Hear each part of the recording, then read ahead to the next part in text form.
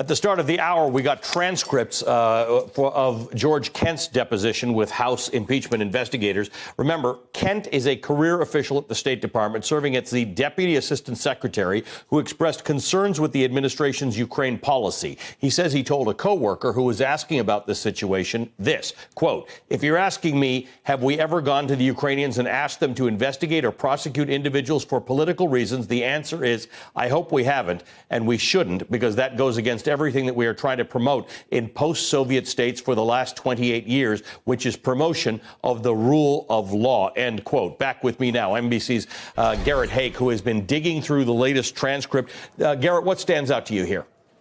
Ali, I think there are four main things that Kent is going to do for Democrats as they pursue this impeachment case here. First, he further outlines the role of Rudy Giuliani in Ukraine. He says he was almost unmissable in Ukraine in the spring. He was running around giving interviews. He was with his two now indicted associates, calling for additional investigations, bad-mouthing Ambassador Yovanovitch, all of which was the first thing that raised George Kent's antenna here, that there might be something strange going on.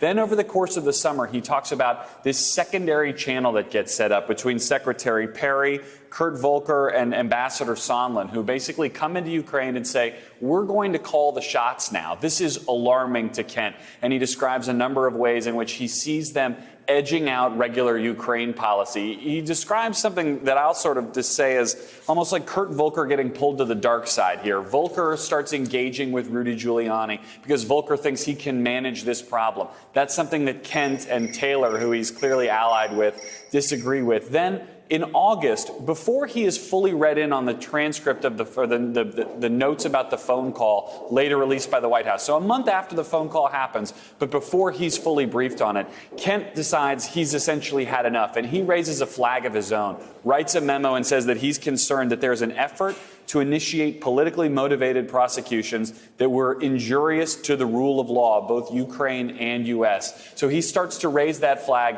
before even knowing about the full details of this conversation between the President of the United States and the President of Ukraine. And then the last thing is stuff that's all happened since the investigation starts. He takes issue in his deposition with the way that the State Department handled the request for his testimony and the request for documents and other information that he has. That's important because that might go in that other bucket that Democrats are trying to develop, possibly another article of impeachment related to obstruction. Kent really was displeased with the way the State Department characterized the Congress as bullying State Department officials. He says, look, I'm a State Department official. I wasn't bullied by Congress. I was upset by the way the State Department described this. I wanted to come and testify. So some really interesting material here, and it's so clear in reading this why he will sit side by side with Bill Taylor. The two really buttress each other.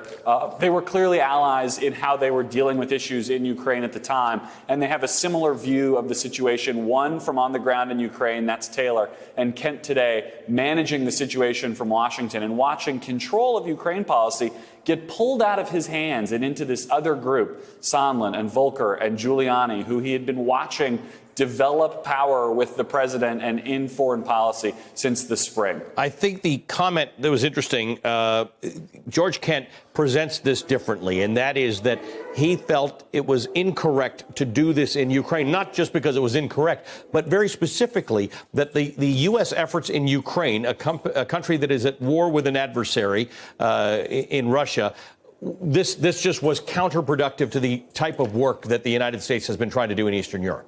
Right. I mean, this is somebody who has spent his career dealing with Eastern Europe, the former Soviet states, and he talks about how U.S. policy since, the late 80s, early 90s has been to develop institutions in these countries, to develop the rule of law in countries that not only didn't have them, but weren't countries until, the Soviet Union fell apart. And so through all this time, the U.S. has encouraged countries like Ukraine to develop their institutions, develop their courts, develop how they prosecute, and not to pursue politically minded investigations, which has been almost a tradition in Ukraine, where the one regime would come in and investigate their former rivals. He has spent his career trying to steer these former Soviet republics away from that kind of behavior. And here he describes seeing them being steered right back towards it by Rudy Giuliani and his allies within the administration.